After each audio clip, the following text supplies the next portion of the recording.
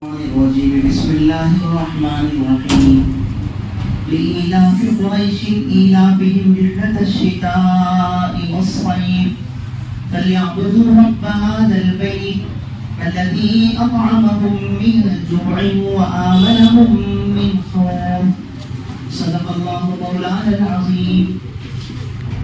اللہ کے نام سے شروع کرتا ہوں جو بڑا مہربان نہایت رحم والا ہے. لإيلاف قریش، اس واسطے کہ مانوس رکھا قریش کو، ایلافہم رحلۃ الشتاء والصیف، مانوس رکھنا ان کو سفر سے جاڑے کے اور گرمی کے. فلیعبدوا رب ھذا البیت، تو چاہیے کہ بندگی کریں اس گھر کے رب کی، الذی اطعمہم من جوع وآمنہم من خوف، جس نے ان کو کھانا دیا بھوک میں اور امن دیا ڈر میں. الحمدللہ ہماری یہ چھوٹے چھوٹے صورتوں کی تفسیر چل رہی ہے. اس وقت ہم لوگ سورہ قریش کی تلاوت سنے ہیں.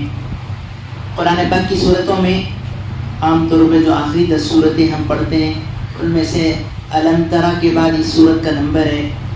اسے ایک قبیلے کا نام ہے یہ قریش. حضور پاک صلی اللہ علیہ وسلم جس قبیلے میں پیدا ہوئے ہیں اس کا نام ہے قریش. آپ علیہ الصلوۃ والسلام نے فرمایا کہ اللہ پاک نے پورے دنیا کے خاندانوں کو اور قبیلوں کو تلاش کیا، ڈھونڈا، اور سب سے افضل خاندان میں اللہ نے مجھے پیدا فرمایا ہے. اسی لیے ہمارے نبی کا لقب ہے قریشی. یہ ہمارے نبی کے داداؤں میں ایک جد امجد کا لقب ہے قریش. اصل میں قریش مچھی کو کہتے ہیں جو سمندر کی مچھیوں میں سب سے بڑی طاقتور ہوتی تھی. اس کے سامنے کوئی مچھی ٹھہر نہیں سکتی تھی، اس کو عرب قریش کہتے تھے. چونکہ یہ اللہ کے نبی صلی اللہ علیہ وسلم کے جد امجد حضور کے داداؤں میں کیسے گزرے تھے جن کو اللہ نے بہت صلاحیتوں سے مالا مال کیا تھا، اس لیے لوگوں نے ان کا لقب قریش رکھا اور اسی سے پورا خاندان وہ قریشی کہلایا. بہرحال اس چھوٹی سی صورت میں 4 آیتیں ہیں. عام طور پہ ہم نمازوں میں یہ صورت پڑھتے ہیں. اللہ پاک فرماتے لإیلاف قریش ایلافہم رحلۃ الشتاء والصیف. قریش عادی بن گئے ہیں سفر کے. کس سفر کے؟ شتاء اور صیف، موسم سرما کے اور موسم گرما کے سفر کے. ہماری بولی زبان میں دھوپکالے کا ایک سفر، ٹھنڈکالے کا ایک سفر. اس کے قریش عادی تھے، ان کا معمول تھا. یہ کیا واسطے سفر کرتے تھے؟ ہم لوگ پہلے سنے ہیں مکہ المکرمہ میں کوئی چیز پہلی بھی اگتی نہیں تھی، اب بھی اگتی نہیں ہے. بڑے مشکل سے عرفات کے میدانوں میں اس وقت کے بادشاہوں نے نیم کے جھاڑ ہندوستان اور وغیرہ سے منگا کر گاڑے ہیں، تو بڑی مشکل سے وہ جھاڑ رکے ہیں، ورنہ عرب خاص طور پہ مکے میں کوئی چیز پکتی نہیں ہے. اب لوگ کھانا پینے کا نظام کیسے کریں؟ وہاں گیہوں وغیرہ کے انتظام کے واسطے عرب مکے والے کیا کرتے تھے؟ یہ موسم گرما میں ایک سفر، موسم سرما میں ایک سفر. جی موسم گرما میں یمن شام کو جاتے تھے اور موسم سرما میں یمن کو جاتے تھے. وہاں جا کر یہ تجارت کرتے، اپنا جو کچھ سامان ہوتا تھا وہ بیچتے اور وہاں سے کھانے کی چیزیں لا کر مکے میں گویا پورے سال کا کبھی 6 مہینے کا سامان لا کے وہ اطمینان سے رہتے تھے. اور وہ زمانہ ایسا تھا کہ پیغمبر علیہ السلام کے داداؤں میں معمول تھا کہ جو کچھ نفع آتا تھا، جو کچھ کماتے تھے، سارے مکے کے غریبوں میں بھی بانٹتے تھے. وہاں مالدار اور غریب کا فرق نہیں ہوتا تھا، سب کو ایک ساتھ ایک قبیلے کے جیسا لے کے چلتے تھے. بہرحال مکے والے 2 سفر کرتے تھے، ایک سرما کا ایک گرما کا، ایک ملک شام کا اور ایک ملک یمن کا. اللہ پاک فرماتے ہیں کہ ہم نے جبکہ سب سے پہلے نبی کے ایک دادا نے اس سفر کو شروع کرایا تھا، اس سے پہلے مکے والے بھوکے پیاسے رہتے تھے، کھانے کی کوئی چیز ان کو میسر نہیں تھی. اب یہ سفر معلوم ہونے کے بعد ان کے یہاں کھانے پینے کا ماحول بنا تو اللہ پاک فرماتے ہیں کہ اللہ نے جب تمہیں کھانے پینے کا انتظام کر دیا ہے اور نعمتوں سے مالا مال کیا ہے، اب اطمینان سے تم کیا کرو؟ فَلْيَعْبُدُوا رَبَّ هَذَا الْبَيْتِ، اس بیت اللہ کے رب کی عبادت کرو. جب اللہ نعمتوں سے مالا مال کیے ہیں تو اس رب کا شکریہ یہ ہے کہ اس بیت اللہ کے رب کی عبادت کریں. فَلْيَعْبُدُوا اللَّهَ نہیں بولے، رَبَّ هَذَا الْبَيْتِ اللہ پاک نے اس میں کہا ہے اس لیے کہ بیت اللہ کی عظمت وہاں کے ہر ایک کے دل میں تھی، بچے بچے کے دل میں تھی۔ الحمدللہ ہمارے آج کے زمانے میں بھی جو ساتھی جاتے ہیں بیت اللہ سے کتنی محبت ہوتی ہے۔ ہمارے بزرگوں نے قصہ لکھا ہے کہ عرب سعودی میں جب غریبی تھی، ابھی ان کے پاس پیٹرول آ کے 50-60 سال 100 سال بھی نہیں ہوئے، اس سے پہلے عرب والے ہم سے زیادہ غریب تھے۔ اس زمانے میں پڑوس ملک کے چند لوگ حج پہ گئے تو وہاں ایک یتیم بچہ آتا جاتا تھا، جس میں حضرت مفتی شبیر احمد صاحب عثمانی رحمۃ اللہ علیہ وغیرہ تھے۔ اس بچے کو دیکھ کر ان کو بڑی محبت ہو گئی تھی۔ وہ دسترخوان پہ آتا، اپنے یہاں قیام کی جگہ پہ آتا۔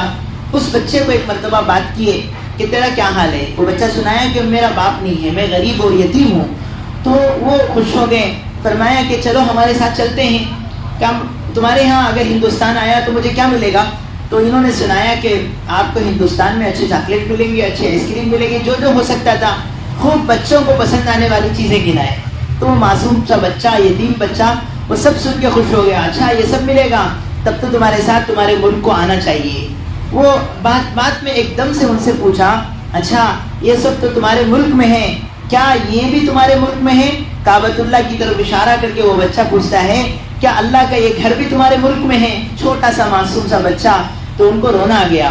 حضرت نے فرمایا، بیٹا یہ اللہ کا گھر تو ہمارے یہاں بیت اللہ نہیں ہے، یہ اللہ نے تمہارے لیے نعمت دی ہے، اسی کے دیدار کے لیے ہم یہاں آتے ہیں۔ تو معصوم بچہ بولنے لگا، جاؤ حضرت تب تو میں تمہارے ساتھ نہیں آتا، اس گھر کو دیکھے بغیر، بیت اللہ کو دیکھے بغیر مجھے چین نہیں آتا ہے۔ اللہ اکبر۔ معصوم بچوں کے دلوں میں بھی بیت اللہ کی وہ محبت۔ تو چونکہ یہ عرب اور یہ مکے والے بیت اللہ کی بہت عظمت کرتے ہیں، اس لیے اللہ نے گویا واسطہ دے کے کہا بیت اللہ کے رب کی عبادت تمہیں کرنا چاہیے، جس رب نے تمہیں کھلایا پلایا ہے۔ الذی اطعمہم من جوع، جس نے تم کو بھوک میں کھانا کھلایا۔ وآمنہم من خوف، جس نے تمہیں خوف میں امن دیا۔ یہ اللہ پاک نے چھوٹی سی صورت ہے سورہ قریش، علماء نے لکھا ہے اس کا تعلق ماقبل کے صورت سے بھی ہے۔ اللہ پاک نے قریش کے لیے ایک معجزہ، ایک ارہاس کر کے دکھلایا۔ وہ کیا ہے؟ اوپر کی جو صورت ہے، الم تر کیف فعل ربک باصحاب الفیل، کیا آپ نے دیکھا کیسا کیا آپ کے رب نے ہاتھی والوں کے ساتھ؟ الم یجعل کیدہم فی تضلیل، کیا نہیں کر دیا اللہ نے ان کے پورے داؤ کو غلط؟ وارسل علیہم طیرا ابابیل، اور بھیجے ان پر پرندوں کے جھنڈ، ترمیہم بحجارۃ من سجیل، جو پھینکتے تھے ان پر چھوٹی چھوٹی کنکریاں، فجعلہم کعصف ماکول، اللہ نے ان کو کر ڈالا کھائے ہوئے بھوسے کی طرح۔ یہ سورہ فیل ہے۔ ہماری چھوٹی صورتوں میں گویا عام طور پہ یہیں سے جماعتوں میں حفظ کرایا جاتا ہے۔ اس صورت کا تعلق اس صورت سے ملا ہوا ہے۔ علماء نے لکھا ہے کہ حضرت عثمان غنی رضی اللہ تعالیٰ عنہ سے پہلے یہ صورت اور لیلا فی قریش مل کر تھے، درمیان میں بسم اللہ نہیں تھی۔ سب سے پہلے حضرت عثمان غنی نے ابجی مشورے کے ساتھ اس صورت کو الگ کر کے بسم اللہ کے ساتھ لکھا ہے، اور مصحف عثمانی میں اس کے درمیان بسم اللہ لکھ کر ہے۔ معنی کے اعتبار سے اللہ نے قریش کی عزت اس سورہ فیل کے اصحاب فیل کے واقعے سے ان کی عزت کو بلند کیا۔ چنانچہ کتابوں میں ہے ہمارے نبی صلی اللہ علیہ وسلم کے پیدائش سے 50 دن پہلے، ٹھیک 50 دن پہلے مکے میں ایک عجیب و غریب واقعہ پیش آیا۔ بہت ساری ماں بہنیں شاید جانتی بھی ہوں گی کہ اصحاب فیل کا واقعہ بہت مشہور ہے، سیرت کی کتابوں میں لکھ کر ہے۔ کیا ہے وہ واقعہ؟ ایک بات یہ سن لیں کہ اللہ پاک نبیوں سے کبھی عادت کے خلاف کوئی کام کراتے ہیں۔ مثال کے طور پہ حضرت عیسیٰ علیہ السلام اللہ سے دعا کرتے، مرا ہوا مردہ زندہ ہو جاتا تھا۔ حضرت عیسیٰ علیہ السلام اللہ سے دعا مانگ کے بیمار پہ ہاتھ پھیرتے تو بیمار تندرست ہو جاتا تھا۔ اچھا، ہمارے پیارے نبی صلی اللہ علیہ وسلم کے معجزات علامہ نووی نے، دیگر علماء نے سووں میں گنائے۔ کسی نے کہا 300، کسی نے کہا 500، کہ اللہ کے نبی کے اشاروں پہ کنکروں نے کلمہ پڑھا، چاند کے ٹکڑے ہوئے اور مرا ہوا گوہ بول اٹھا۔ کیا کیا معجزے ہمارے نبی کے ہیں۔ تو معجزہ کہتے ہیں پیغمبر سے اللہ پاک کوئی عادت کے خلاف کام صادر کرا دے، کرانے والے تو اللہ ہیں، ذریعہ نبی ہوں گے، تو اسے معجزہ کہتے ہیں۔ اچھا آگے سنیں، ایک ہوتی کرامت۔ کرامت کس کو کہتے ہیں؟ کہ نبی تو نہیں ہیں، ولی اللہ ہیں، اولیاء اللہ ہیں، ان کے ہاتھوں سے کبھی کوئی خلاف عادت کام ہو جائے، مثال کے طور پہ ہمارے قریب ایک بزرگ ہیں پنگونڈا میں مرحوم ان کی قبر ہے حضرت بابا فخر الدین رحمۃ اللہ علیہ. ان کے بارے میں مشہور ہے کہ انہوں نے ایک مرا ہوا گائے کا بچہ 2 رکعت نماز پڑھ کے اللہ سے مانگا, وہ مرا ہوا گائے کا بچہ زندہ کھڑا ہو گیا. اور کتنے ایسے کرامتیں ہیں جو ہمارے بزرگوں سے صادر ہوئے ہیں. ہمارے ہندوستان کے بزرگ اللہ والے اپنے مریدین کے ساتھ جا رہے تھے, ایک جگہ پہ جا کے قیام کرے تو شام ہوتے ہوتے بادشاہ کے اونٹ وہاں آئے, اور اونٹ کو چرانے والا آ کے کہنے لگا یہ جگہ خالی کرو, بادشاہ کے اونٹ ٹہرنے کی بیٹھنے کی یہ جگہ ہے. انہوں بولے اللہ والے کہ ارے بھائی پورا جنگل خالی ہے, کسی بھی جگہ بٹھا لو, ہم کو کیوں اٹھاتے ہو؟ کہا نہیں اسی جگہ پہ بادشاہ کے اونٹ بیٹھیں گے, تم یہاں سے چلو, فقیر ہو کہاں سے آ گئے ہو؟ تو اللہ والے اٹھتے اٹھتے بولے اچھا یہاں بادشاہ کے اونٹ بیٹھیں گے, ان کو بیٹھنا ہی چاہیے. یہ بول کے وہ چلے گئے.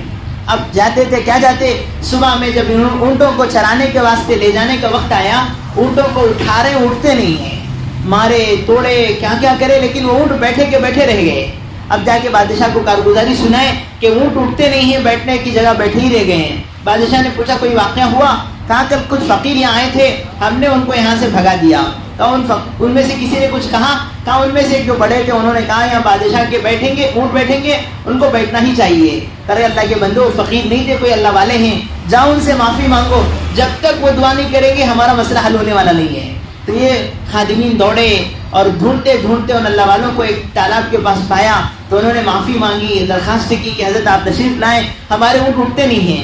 تو پھر انہوں نے اللہ سے دعا مانگی, تو ان کے کہنے پر پورے یہ اونٹ کھڑے ہو گئے. ایسے سینکڑوں معجزات کرامتیں ہیں جو بزرگان دین سے ہم سنے ہیں, اور ہمارا عقیدہ ہے کرامت الاولیاء حق, کہ اولیاء اللہ کی کرامتیں برحق ہوتی ہیں.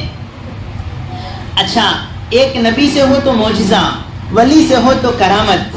آگے سنیں, اگر کوئی اللہ معاف فرمائے بے نمازی ہے, چہرے پہ داڑھی نہیں ہے, یا کہ دین کی کوئی پابندی نہیں ہے, ایسا بندہ کچھ کرے تو اسے کرامت نہیں بولیں گے, اسے عربی میں ہمارے موٹی بات میں کہیں تو اسے جنتر منتر کہیں گے, اسے کرامت نہیں کہہ سکتے. اس کے ہاتھوں سے وہ چیز نکل گئی ہے. ایسے بہت سارے یوگی آپ کو ملیں گے جو جنگلوں میں جا کے بیوی بچوں کو چھوڑ کے وہ اپنے اپنے اعتبار سے وہ کھانا پینا چھوڑ کے کچھ کرتے ہیں, تو ان کے ہاتھوں میں بھی کچھ کرتب آ جاتے ہیں, تو اسے کرامت نہیں بولیں گے. جس کی زندگی میں دین نہ ہو اور اسے کوئی کام ایسا ہو جائے تو اسے کرامت نہیں بولتے. موٹی زبان میں اس کا کوئی اپنا کرتب ہے, وہ فن ہے, ہنر ہے, وہ کرامت نہیں ہو سکتی.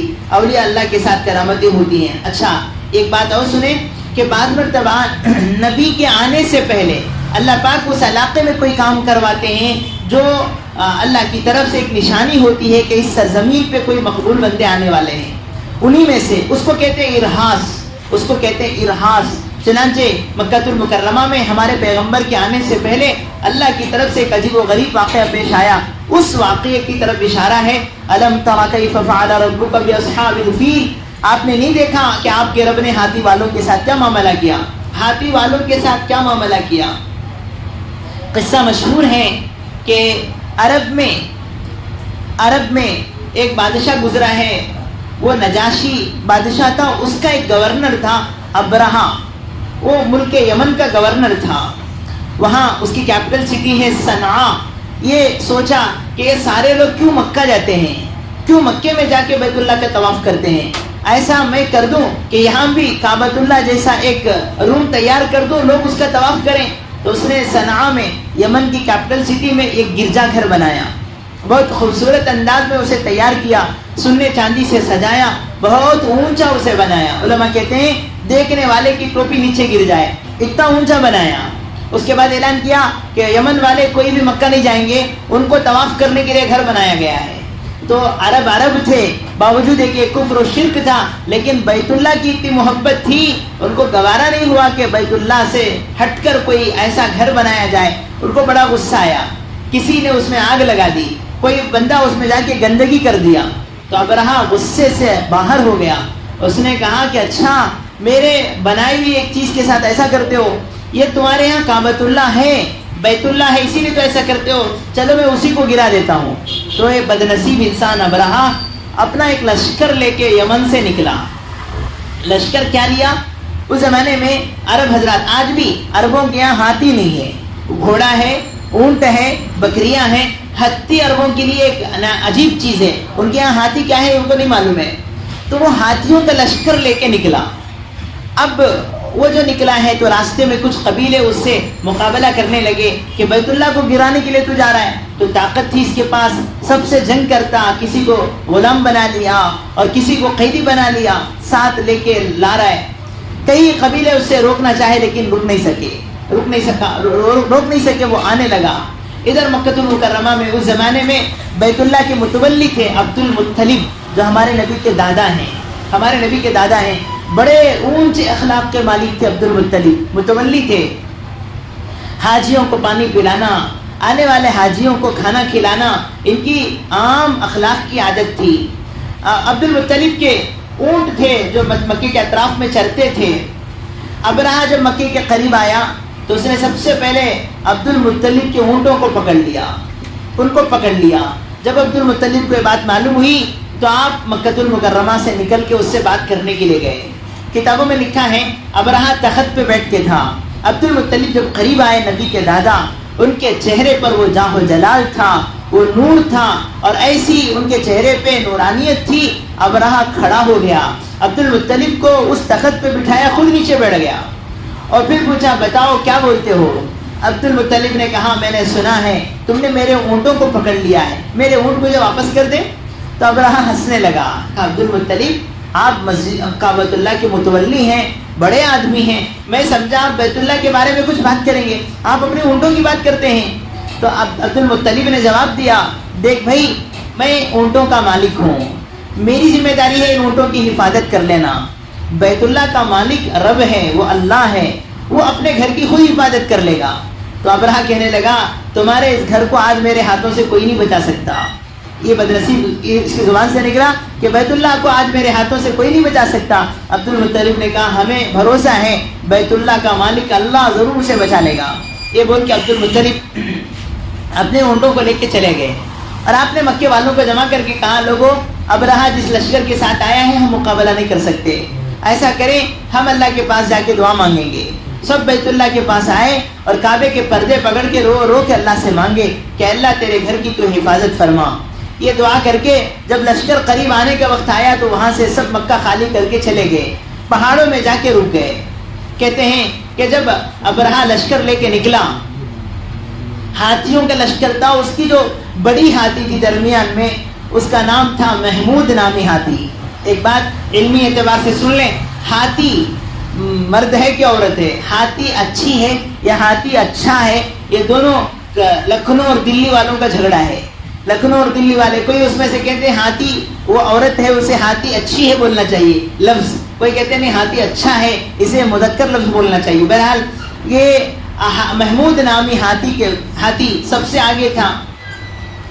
لشکر میں سے ایک بندہ جانتا تھا بیت اللہ کی عظمت کو، کان میں آ کے محمود نامی ہاتھی کے بولا کہ تجھے معلوم ہے تجھے کہاں لے جا کے جا رہے ہیں؟ تجھے بیت اللہ کو گرانے کے لیے یہ بندہ لے جا رہا ہے، دیکھ سنبھل جانا.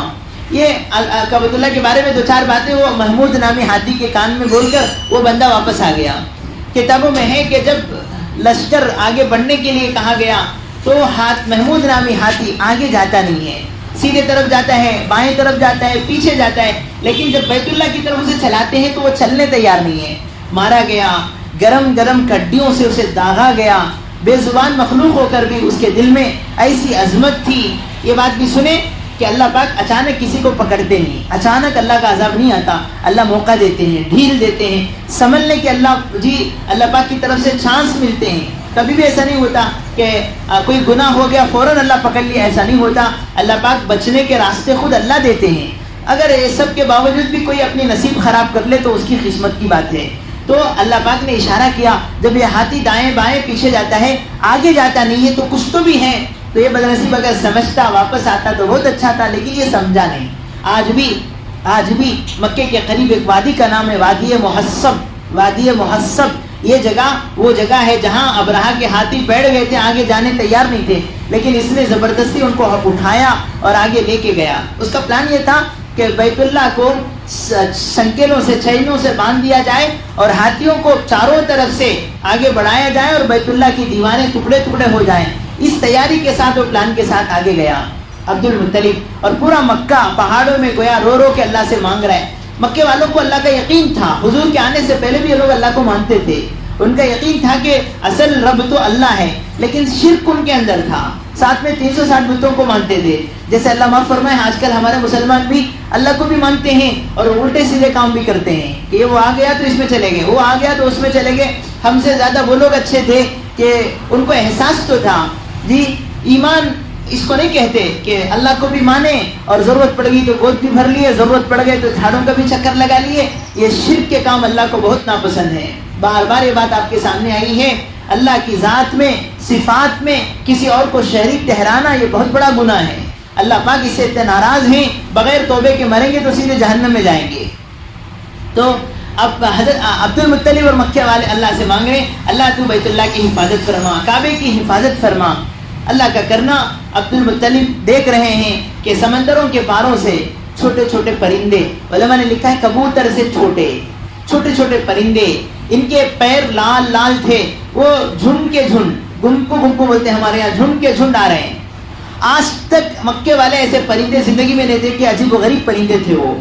और देखा कि उनके पास एक पैर में एक कंकर, दूसरे पैर में दूसरा कंकर और चोंच में एक कंकर, गोया एक एक परिंदे के साथ 3 कंकर हैं। उलमा ने लिखा है कि कंकर भी नहीं, सिज्जील कहते हैं मट्टी का ढेला, जिस मट्टी को जला दिया जाए, जैसे हमारे यहाँ लाल ईंट बनती है, जलाई हुई मट्टी का ढेला, बस वो ढेले उनके मुंह में और 2 पैरों में हैं। अब वो परिंदे ला रहे हैं और अबरहा के लश्कर पे जो ऊपर से कंकर छोड़े हैं, तरमीहिम बिहिजारतिन मिन सिज्जील, कुरान कहता है फेंकते थे उन पर पत्थर कंकरों के। अब जो कंकर सर पे पड़ा तो सर से उतरकर जिस्म को फाड़ता हुआ नीचे से निकलता, और वो जो हाथी और हाथी के साथ जो आदमी था वो पूरे के पूरे ढेर होके नीचे गिरते। चंद मिनटों में अबरहा का लश्कर तितर बितर हो गया। गोया आज के ज़माने के मिसाइल और बमबारियों से ज़्यादा उन कंकरों में अल्लाह ने वो ताकत रखी थी कि अबरहा का लश्कर हैरान और शजदर रह गया। अजीब है, उलमा ने लिखा है मक्के के अरब के एतबार से हाथी जैसा बहादुर और बहुत कीमती और बहुत बड़ा जानवर लेके अबरहा आया था। चाहिए तो ये था कि अल्लाह भी कोई बड़े जानवर को सामने भेजते, समंदर से किसी क्या नाम है मगरमच्छ को भेजते, अल्लाह कोई बड़ी चीज़ चाहती, लेकिन अल्लाह ने अपनी कुदरत दिखाई तो सबसे बड़े जानवर को ला रहा है, मैं सबसे छोटे परिंदे के जरिए तुझे बर्बाद करूंगा। अल्लाह पाक ने उन परिंदों से अबरहा के लश्कर को हलाक बर्बाद किया। खुद अबरहा के बारे में लिखते रहे कि वो हाथी से नीचे गिरा और वो कंकर का लगना उसके ऊपर इतना असर हुआ कि उस कंकर के लगने से जिस्म का गोश्त गिरने लगा, तिक्के तिक्के करके गोश्त गिर रहा है, चीख मारता हुआ वापस जा रहा है। और वो सना में जाके ऐसी बुरी मौत मरा के देखने वाले उसे देख के घबराते थे। अल्लाह पाक ने बताया कि हमारी कुदरत है, हम अपने दुश्मनों को मौका तो देते हैं, लेकिन वक्त आया जब हम पकड़ने पे आते हैं तो बहुत बुरे तरीके से पकड़ते हैं। अल्लाह फरमाते हैं फजअलहुम कास्फिन माकूल, हमने उनके सारे प्लानिंग को खाए हुए भूसे की तरह कर दिया। गाय हमारे देहातों में हम देखते हैं, भैंस गाय जो होते हैं वो सूखा चारा चबाते चबाते जब उसका रस पूरा खत्म होता है तो थूक देते हैं, उसे कहते हैं माकूल, अस्फे माकूल, खाया हुआ भूसा। कितनी तैयारी के साथ वो आया था, अल्लाह पाक ने उसके पूरे प्लान को भूसे की तरह उड़ा दिया। अल्लाह की ये कुदरत है। अल्लाह अपने नबी से फरमाते हैं अलम तरा कैफ फअल रब्बुका बिअस्हाबिल फील, क्या आपने नहीं देखा कि आपके रब ने हाथी वालों के साथ क्या मामला किया। अलम यजअल कैदहुम फी तज़लील, अल्लाह ने नहीं कर दिया उनके सारे मकर को गलत। व अरसल अलैहिम तैरन अबाबील, और उन पर अल्लाह ने परिंदों के झुंड भेजे। बहुत सारे लोग समझते हैं अबाबिल परिंदों का नाम है, ना, अबाबिल परिंदों का नाम नहीं है। अरबी में तैरन अबाबिल कहते हैं बहुत ज्यादा परिंदे, नाम नहीं है अबाबिल। तरमीहिम बिहिजारतिन मिन सिज्जील, ये परिंदे उन पर कंकरियां बरसाते थे। फजअलहुम कास्फिन माकूल, अल्लाह पाक ने उनके सारे मंसूबे को खाए हुए भूसे की तरह बना दिया। ये हमारे नबी के पैदा होने से ठीक 50 दिन पहले का वाकया है। ये वाकया इसलिए आया ताकि जब ये वाकया हुआ तो पूरे अरब के अंदर मक्के वालों की अजमत बढ़ गई, कुरैश की इज्जत बढ़ गई। अब ये लोग कहीं बाहर जाते تو ڈاکو لٹیرے چور ان کو دیکھ کے کانپتے تھے, ان کو کوئی ہاتھ نہیں لگاتا تھا. لوگ کہتے تھے یہ مکے والے ہیں, یہ قریش ہیں, ان کے ساتھ اللہ کی غیبی مدد ہے, ان کو ہاتھ مت لگاؤ. اللہ پاک کو چونکہ ہمارے نبی کو اس بستی میں ان قبیلوں میں پیدا کرنا تھا, اس لیے حضور کے آنے سے 50 دن پہلے عربوں میں خاص طور پہ قریش میں واقعہ ہوا. پورے عرب کے اندر ان کی عزت بڑھ گئی اور پورا عرب گویا مکے کو دیکھنے لگا عظمت سے, احترام سے. پھر حضور علیہ السلام اسی قبیلے میں پیدا کیے گئے. اللہ فرماتے ہیں کہ اس وقت تک مکے والے بھی گویا سب مکے سے باہر جانا ان کے لیے مشکل تھا. پتہ نہیں بے پار کر کے آئیں گے, راستے میں لٹیرے لوٹ لیں گے, ڈاکو لوٹ لیں گے. اللہ اس فرماتے ہیں لإیلاف قریش, ہم نے اس واقعے کو عربوں میں قریش میں اس لیے کرایا تاکہ قریش والے اپنے سفر کو آسان کر لیں. اس واقعے کے بعد قریش جب موسم گرما میں سرما میں یمن کو اور شام کو جاتے تھے, سب کے ساتھ تو چوروں کا ڈاکوؤں کا واسطہ پڑتا تھا, لیکن قریش کو کوئی چھیڑتا نہیں تھا. ان کو چھیڑیں گے تو ان کا رب ہمیں چھوڑے گا نہیں, اس لیے ان کو بہت عزت سے لوگ دیکھتے تھے. اللہ فرماتے ہیں جب ہم نے تم کو اتنی عزت دی ہے, تمہارے کھانے پینے کا انتظام کیا ہے, فَلْيَعْبُدُوا رَبَّ هَذَا الْبَيْتِ, تمہیں چاہیے کہ اس رب بیت اللہ کے رب کی عبادت کریں جنہوں نے تمہیں بھوک میں کھانا دیا, خوف میں تمہیں امن دیا. تو یہ بات علماء کہتے ہیں کہ آج بھی اللہ کا نظام ہے, آج بھی اللہ کا نظام ہے. دو چیزیں ہیں, ایک تو یہ ہے بہت سارے مائیں بہنیں, بہت سارے بندے بولتے کہ اچھا چلے گا تو نماز پڑھیں گے, اچھا چلے گا تو اللہ کو مانیں گے. اللہ فرماتے ہیں مجھے مانو گے تو اچھا چلے گا, میرے عبادت پہ آؤ گے تو اچھا چلے گا. اور کبھی ایسا ہوتا ہے جب تنگی ہوتی ہے, غریبی ہوتی ہے, آدمی کے ارادے بڑے اونچے ہوتے ہیں کہ ایسا ہوگا تو میں زکوٰۃ نکالوں گا, صدقے کروں گا, غریبوں کو کھلاؤں گا. لیکن جب مال آ جاتا ہے تو مال ایسی دھوکے کی چیز ہے کہ اس کے بعد انسان اپنے آپ کو بھول جاتا ہے, کل میں کیا تھا, کل میں کیا تھا. جی قرآن پاک کے اس صورت کا پیغام ہے, اللہ پاک دیتے ہیں, دینے کے بعد اللہ بڑا امتحان لیتے ہیں کہ جب گھر نہیں تھا, جب در نہیں تھا, جب بیپار نہیں تھا تو کیسا تھا, اب سب کچھ دیا ہوں تو اب کیسا ہے. خاص طور پہ مستورات میں یہ بات سن لیں, یہ بات سن لیں کہ چند پیسے آ گئے, ذرا زیورات آ گئے, ذرا گھر مل گیا. اب اگر ہم نے اپنی دیورانی کو, جٹھانی کو, اپنے خاندان کی کسی عورت کو, اپنے پڑوس کی کسی عورت کو حقیر دیکھا, ذلیل سمجھا, مائیں بہنیں, اللہ کا نظام بڑا سخت ہے, اللہ حالات پلٹ دیتے ہیں, کبھی کائے پلٹ جاتے ہیں. اس لیے فرمایا کہ غریبی کا امتحان آسان ہے, مالداری کا امتحان بڑا مشکل ہے. اللہ دینے کے بعد جو پکڑتے ہیں اور امتحان لیتے ہیں تو وہ بڑی سخت پکڑ ہوتی ہے. اس لیے اللہ جن کو آرام سے رکھے ہیں انہیں چاہیے کہ جی کبھی ایسا ہو جاتا ہے کہ 12 گھنٹے کام کرتے تھے جب جا کے روزی ملتی تھی, اب اللہ 4 گھنٹے میں روزی دے رہے ہیں, بقیہ 8 گھنٹے کیا کریں گے. فرمایا کہ معمول بننا چاہیے کہ اللہ آپ نے روزی آسان کر دی ہے, بقیہ وقت میں آپ کی عبادت میں, ذکر و اذکار میں, اچھے کاموں میں, آپ کے بندے کے کام آنے والی چیزوں میں لگاؤں گا. جو بندہ ایسا کرے گا اللہ پاک اور برکت عطا فرمائیں گے, اللہ پاک اور دیں گے, ورنہ پھر ایسا ہی ہو جاتا ہے. دیکھیں قرآن پاک میں ایک قصہ آتا ہے حضرت داؤد علیہ السلام کا, محنت کرنے والوں کے لیے اس میں بڑا سبق ہے. حضرت داؤد علیہ السلام وقت کے بادشاہ ہیں, 2 پیغمبر جن کی بادشاہت مشہور ہے, حضرت سیدنا سلیمان علیہ السلام اور ان کے والد ہیں حضرت داؤد علیہ السلام, دونوں بادشاہ گزرے ہیں. حضرت داؤد علیہ السلام کے بارے میں ہے بادشاہ تخت پر رہنے کے باوجود کبھی کبھی اپنی اصلاح کی خاطر, اپنی غلطیاں معلوم کرنے کی خاطر عام پبلک میں عام انسان کی طرح جاتے تھے. ایک موقع سے اللہ پاک نے ان کو ایک چیز سمجھانے کے لیے, جب وہ اپنا کپڑا بدل کے سادے انسان کی طرح نکل کے جب رعایا میں گئے, پبلک میں گئے, تو اللہ پاک نے فرشتے کو انسان کی شکل میں بھیج دیا. حضرت داؤد علیہ السلام سے ان کی ملاقات ہو گئی. حضرت داؤد نے پوچھا تمہارے بادشاہ کیسے ہیں, تمہارے راجا کیسے ہیں. تو وہ فرشتہ جو انسان کی شکل میں, اس نے کہا بہت اچھے ہیں. حضرت داؤد علیہ السلام کے بہت سارے صفات ہیں, ہمارے نبی نے تعریف کی ہے کہ صوم داؤدی بڑی اچھی ہے, صوم داؤدی کی عادت بڑی اچھی ہے. حضرت داؤد علیہ السلام ایک دن روزہ رکھتے تھے, ایک دن کھانا کھاتے تھے, اور ان کے عادت تھی رات کے 3 حصے کر کے ایک حصے میں عبادت کرتے تھے. تو وہ انسان نما فرشتہ جو ہے وہ تعریف کیا, ہمارے بادشاہ بڑے نیک ہیں, نمازی ہیں, سب ہیں, لیکن ان کے اندر ایک کمی ہے, ان کے اندر ایک عیب ہے. تو پریشان ہو گئے, اسی کے لیے آئے تھے, بولے کہ کیا عیب ہے, کیا کمی ہے. تو وہ فرشتہ جو انسان کی شکل میں انہیں بولا سب برابری ہے, لیکن اپنی محنت کی روزی نہیں کھاتے, لوگوں کے چندے کا پیسہ کھاتے, بیت المال کا مال کھاتے ہیں. وہ بادشاہوں کو اس وقت کا ماحول تھا, بیت المال سے ان کے وظیفے ملتے تھے. کہا اپنی روزی کما کے کھاتے تو اچھا تھا.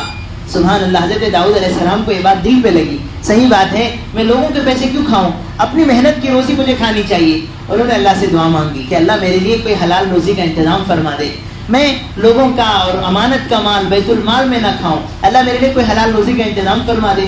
اللہ کی طرف سے ایک نعمت ان کو ملی, وَأَلَنَّا لَهُ الْحَدِيدِ وَأَلَنَّا لَهُ الْحَدِيدِ, ہم نے داؤد علیہ السلام کے لیے لوہا نرم کر دیا. لہوا ان کے ہاتھ میں موم کی طرح پگھلتا تھا, جیسا جھکانا چاہتے تھے ویسے جھکاتے تھے. ہمارے ویلڈروں کو تو کتنا مار مار کے جھکانا پڑتا ہے, حضرت داؤد علیہ السلام کے ہاتھ میں لوہا موم بتی کی طرح پگھلتا, جھکتا, بنک مٹی کی طرح جیسا تھپکنا چاہے لوہے کو تھپکتے تھے. اللہ نے ایک نعمت ان کو دے دی. پھر فرمایا ان اعمل سابغات وقدر فی السرد واعملوا صالحا انی بما تعملون بصیر. داؤد ہم نے لوہا تم کو دے دیا ہے, اس سے کیا کرو, زرا بناؤ. لہوے کا جوڑا ہوتا تھا اس زمانے میں جنگ میں پہننے کا, زرا بناؤ اور اچھا ٹھیک ٹھیک بناؤ, اس کی ایک ایک چیز برابر ناپ کے بناؤ. پھر فرمایا بچا ہوا وقت ہماری عبادت میں لگاؤ. وعملوا صالحا, حضرت داؤد علیہ السلام کی عادت تھی ہفتے میں ایک زرا بن جاتا تھا, ایک دن بن جاتا, اسے بیچ کر جو پیسے آ جاتے بقیہ 6 دن اس سے اپنا گزران کرتے اور کام کرنے کے بجائے وہ 6 دن عبادت میں لگاتے تھے. اللہ اکبر, یہ نعمت ہمیں مل جائے کہ ہم نے اللہ سے روزی روٹی مانگی ہے, روزی روٹی مانگی ہے, اللہ دے رہے ہیں. کبھی 15 دن میں جو کمائی آتی تھی اللہ ایک وقت لا رہے ہیں 5 دن میں وہ کمائی مل رہی ہے. انسان کو چاہیے کہ بقیہ دنوں کو اچھے کاموں میں لگائے, خیر کے کاموں میں لگائے, عبادتوں میں, اللہ کے راستوں میں, دین کی محنتوں میں لگائے. اللہ معاف کرے, یہ نیت ہمارے پاس نہیں ہے, ہمارے پاس نہیں ہے. ہم تو چاہتے ہیں کہ 15 دن میں مہینے کی روزی ابھی چاہیے اور ہمیں کام کریں گے, رات دن ایک کر کے محنت کریں گے. ہمارے علاقوں میں آم کے باغات ہیں, بہت سارے ساتھی ایسے تھے 4 مہینے باغیچہ کر لیے تو بقیہ 8 مہینے ماشاءاللہ دین کی محنتوں میں لگتے تھے. ایک وقت ایسا بھی تھا. اب ان کا حال ایسا ہے کہ 4 مہینے کمائیں گے, بقیہ 8 مہینے میں کوئی چکن سینٹر رکھ رہا ہے, کوئی آٹو چلا رہا ہے, کیا کیا کر رہا ہے. بالکل وہ بولتے ہیں کہ وہ 4 مہینے کی جو روزی تھی وہ اتنی ملتی ہے, بقیہ سال بھر کام کرے تو روز روزی ہے. اس لیے ہمیں چاہیے, علماء نے لکھا ہے اللہ سے حضرت داؤد علیہ السلام نے مانگا اللہ مجھے ایسی روزی دے جو میری عبادت کے لیے نقصان کا ذریعہ نہ ہو. اللہ سے مانگا. آج دکان والے, کاروبار والے, محنت کرنے والے اللہ سے مانگے کہ اللہ ہمیں روزی کا ایسا ذریعہ دے جس ذریعے سے میں کما تو لوں لیکن نماز نہ چھوٹے, میرا روزہ نہ چھوٹے. اللہ میری اس کاروبار اور دھندے کی وجہ سے آپ کے راستے کی میری محنتیں اور قربانیاں نہ چھوٹیں. ایسی روزی اللہ سے مانگنا چاہیے. اللہ دیں گے, ضرور دیں گے. جو رب, جو مالک مہینہ بھر میں کام کر کے دے سکتے ہیں وہ رب 20 دن میں, 22 دن میں, 23 دن میں دینے پر قادر ہے. بقیہ وقت انسان اچھے کاموں میں لگائے تو اللہ ویسے ہی چلائیں گے. لیکن انسان کی نیت ایسی ہے کہ وہ رات کی کمائی دن کے لیے اور دن کی کمائی رات کے لیے, جتنی محنت کرو اس کا پیٹ بھرتا نہیں ہے. اس لیے فرمایا کہ جو رب تمہیں روزی دے دیا, امن دے دیا, فَلْيَعْبُدُوا رَبَّ هَذَا الْبَيْتِ, اب چاہیے کہ تم بیت اللہ کے رب کی عبادت کریں. تو یہ ہمارے لیے سبق ہے. ہماری ماں بہنیں بھی ایسی ترتیب بنائیں کہ اللہ ہمارے شوہر کے لیے حلال روزی کا دروازہ آسان ہو گیا. اللہ آپ نے ہمیں ہمارے گھر میں سہولت دے دی ہے تو اس سہولت کی قدر کریں اور خوب اعمال کریں. پتہ نہیں آگے زندگی کیسے بنے گی. فرصت کو غنیمت جان کے اللہ کو راضی کرنے کے لیے جو عمل ہم سے ہو سکتا ہے وہ سب کرنے والے بنے. اللہ ہمیں توفیق عطا فرما دے. تو یہ سورہ فیل اور سورہ قریش, یہ دونوں سورتوں کا آپس میں تعلق اور ربط ہے, اس لیے دونوں سورتوں کو بیان کیا گیا. آگے بھی سنیں. قریش کے ساتھ جو اللہ ایسا غیبی نظام چلائے کہ ان کے ہاتھیوں کا واقعہ پیش آیا, ان کی عزت بڑھائی, وہ اللہ ان کو مکے میں زمین سے سننا اگال دیتے اور آسمان سے چاندی برسا دیتے. ایسا بھی کر سکتے تھے لیکن اللہ کا نظام ایسا ہے کہ یہاں سبب اختیار کرنا پڑے گا, محنت کرنی پڑے گی. حرکت کرو تو برکت ملے گی, تو تھوڑی بہت محنت کرنی پڑے گی, اس کے بغیر دنیا کا نظام نہیں بنتا. بی بی مریم کا قصہ قرآن میں ہے کہ جب ان کو تکلیف کا وقت تھا اللہ نے کہا حزی الیکی بجذع النخلۃ تساقط علیک رطبا جنیا, مریم تجھے بھوک لگ رہی ہے, دیکھ تیرے سامنے کھجور کا سوکھا پیڑ کھڑا ہے, ذرا ہاتھ بڑھا کر اس کی ڈھالی ہلا, ہم تر و تازہ کھجوریں دیں گے. مفتی شفیع صاحب رحمۃ اللہ یہاں لکھتے ہیں کہ اللہ پاک بی بی مریم کو سکے جھاڑ سے کھجور دے رہے ہیں تو ایسے ہی جھڑا دیتے, لیکن اللہ کہہ رہے حزی الیکی, ہاتھ لے کے اسے ہلاؤ, ہلانا پڑے گا تب کھجور ملیں گے. ایسے فرمایا کچھ محنت کرنی پڑے گی تب روزی روٹی ملے گی. تو روزی روٹی کا ذریعہ اختیار کرنا, تجارت کرنا, کاروبار کرنا منع نہیں ہے, کرنا چاہیے اور پوری کوشش کرنا چاہیے. بلکہ فرمایا آج کے زمانے میں گھروں میں فقر و فاقے کرنا بالکل مناسب نہیں ہے. آدمی محنت کر کے گھروں میں حلال روزی پہنچائے اور گھر والی اس نظام کو صحیح سنبھالے, آج کی سب سے بڑی ضرورت ہے. اور یہ بھی سن لیں, تجارت فرمایا کہ برکت کے اللہ پاک کی طرف سے اگر 10 دروازے ہیں اس میں سے 9 دروازے اللہ نے تجارت میں رکھے ہیں. نوکری والے برا نہ مانے, جن کی نوکریاں ہیں ان کی حساب و کتاب طے رہتے ہیں, تنخواہ کتنی آئے گی, کہاں لگانا ہے, کہاں بچانا ہے. لیکن تجارت والے, بیپار والے گویا اللہ پہ بھروسہ کرتے ہیں, اللہ اگر یہ ضرورت ہے آپ بیپار چلائیں گے تو میری ضرورت پوری ہوگی. اس لیے فرمایا اگر کسی کو بیپار اور نوکری دونوں کی چوائس ہے تو بیپار میں بہت برکت ہے. بہت سارے نبیوں نے, خود ہمارے نبی صلی اللہ علیہ وسلم نے تجارت کی ہے.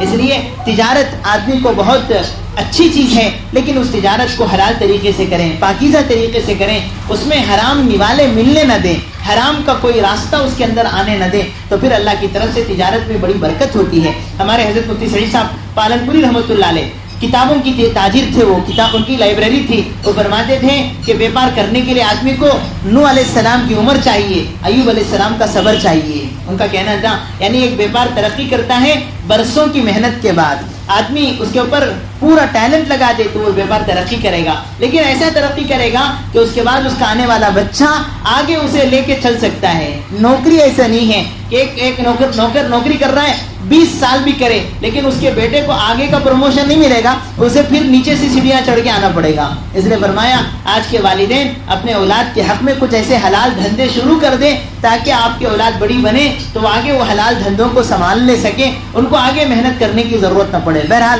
یہ کچھ نصیحت کی چیزیں ہیں. اللہ کرے اللہ سب کی روزی روٹی میں برکت عطا فرمائے, اور اللہ پاک اپنے فضل سے سب کے گھروں میں اللہ چین و سکون, اللہ عافیت نصیب فرمائے.